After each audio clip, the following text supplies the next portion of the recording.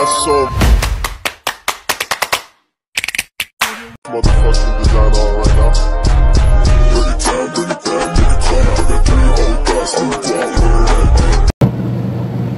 Hi everyone and welcome back to our channel. Today we're exploring the fascinating world of language learning, especially how people acquire a second language. I'm Diana.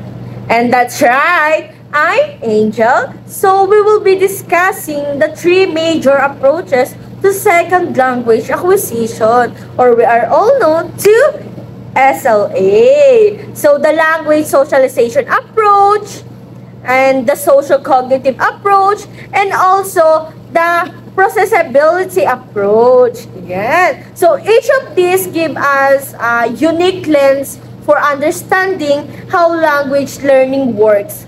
Diba? Ready, Diana? Absolutely. Let's start with the language socialization approach. So this approach ties language learning to culture and social interaction.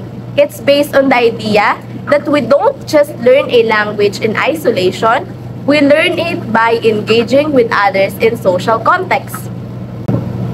That makes sense, Diana. So it's like how kids naturally pick up language by listening to and so interacting with their parents or siblings. Exactly. For example, in a Filipino household, a child might learn the cultural nonsense of saying po and opo to show respect to elders. It's not just about learning the words but also understanding the social rules behind them. So language is not just a words or grammar. It's also behavior and values tied to a culture.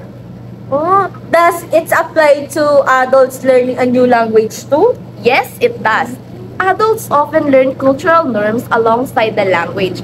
For instance, if you're learning Japanese, you'll also learn when to use formal versus informal speech, like arigato versus arigato gozaimasu.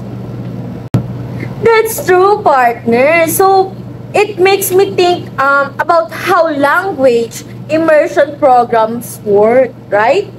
By placing learners in a community of native speakers, and also they are forced to adapt both linguistically and socially. Exactly. It's a great way to understand that language learning is more than memorization, it's about integration. So that was really insightful, partner, ha? Moving on, let's talk about the socio-cognitive approach. Do you have idea, partner?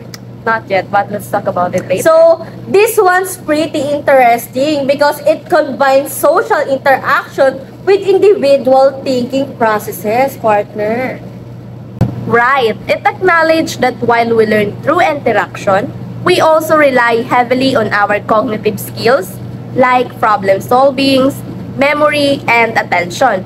It's like a balance between thinking and doing. So would this apply to classroom learning, partner, where students interact with each other in a group activities? Exactly. For example, when students role play a conversation in a second language, they're practicing grammar and vocabulary, while also negotiating meaning with their peers. They're actively using both their social and cognitive skills. Oh, I get it, partner. It's like when I studied Spanish and we did dialogue in class. So I had to think about what to say while also responding to my partner's questions. Wow. That was perfect example, Angel. And this approach also values scaffolding, where teachers provide support, like prompts or cues to help learners bridge the gap between what they can do now and what they're aiming for. Wow, that's so practical, partner, ha?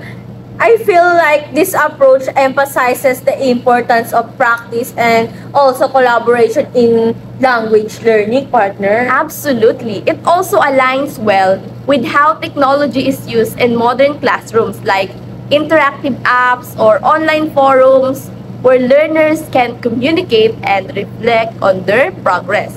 Wow. So technology definitely makes learning more dynamic, partner.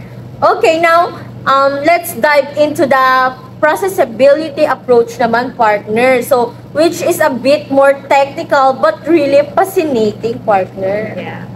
For sure, the processability approach is based on the idea that learners acquire language structure in a specific sequence, depending on how their brains can process them.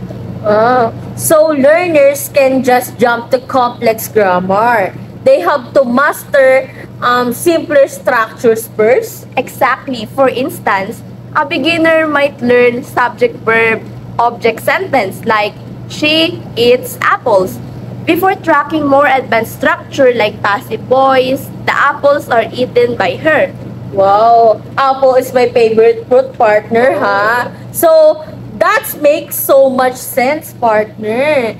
It explains why some grammar rules feel impossible to learn at first but then suddenly make sense later on, partner, right? Yes, and this approach is especially helpful for teachers. By understanding the natural order of language acquisition, they can design lessons that match the students' current abilities. So, partner, it sounds like this approach is very student-centered.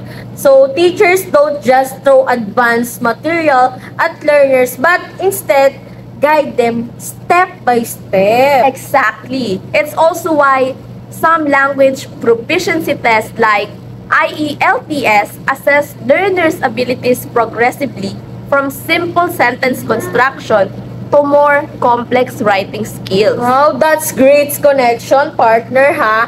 I also think this approach highlights how patient learners need to be with themselves, partner. Like, language learning is a process, but you can't rush it, right, partner? I totally agree, Angel. It's a reminder that mistakes are part of the journey. Each step builds on the last, so even errors can show progress.